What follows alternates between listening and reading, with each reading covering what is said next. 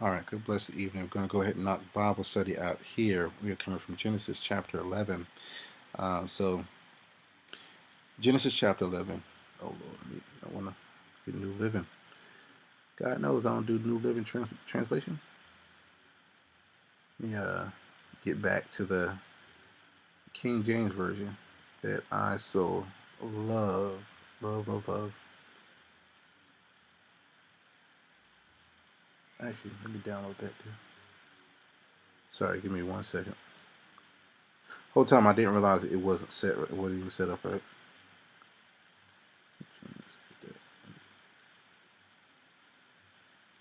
Okay, I ain't gonna worry about that right now. So, Genesis 11, chapter verse 1. And the whole earth was one language and a one speech.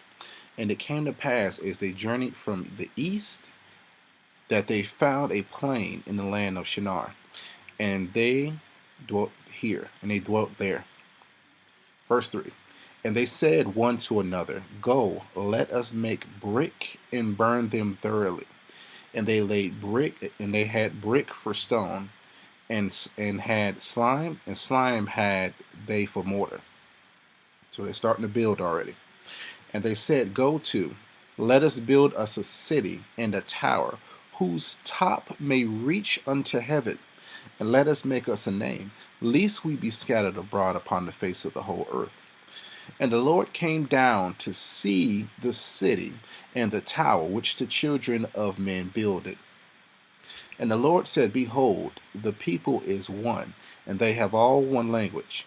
And this they begin to do, and now nothing will be restrained from them, which they have imagined to do. So I want to stop right here. This is God acknowledging these people are trying to build up to the heavens. Their imagination has grown wild, right? So in verse 7, it says, Go to, let us go down there and confound their language, that they may not understand one another's speech. So now he's saying, let's go down there and confuse their speech, because they're trying to build a tower up to reach the heavens. They're not satisfied with the earth that God has given them.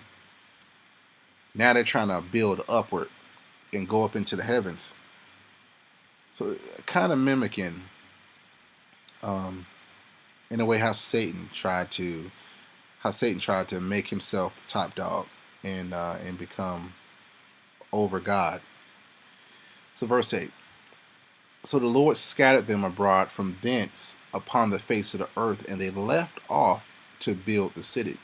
Therefore it is the name of it called Babel, because the Lord did there confound the language of all the earth. From thence did the Lord scatter them abroad upon the face of all the earth. So that is the Tower of Babel, and that was something that God definitely wanted. He told me that was the Bible study for tonight. So that is the Bible study. Genesis 11, verse 1 through 9, the Tower of Babel. We see a common theme how when man tries to get closer to God, not get closer to God, when man tries to obtain the power of God, and that's what was happening here. They weren't building a tower so they can watch over the vineyards. They were building a tower so that they can go up into heaven from the physical plane, and that's not something that you do. Right? God didn't create you to do that. He created you to, just like in the very first book of Genesis, He created man to have dominion over the earth and to be fruitful and to prosper, not to try to be God.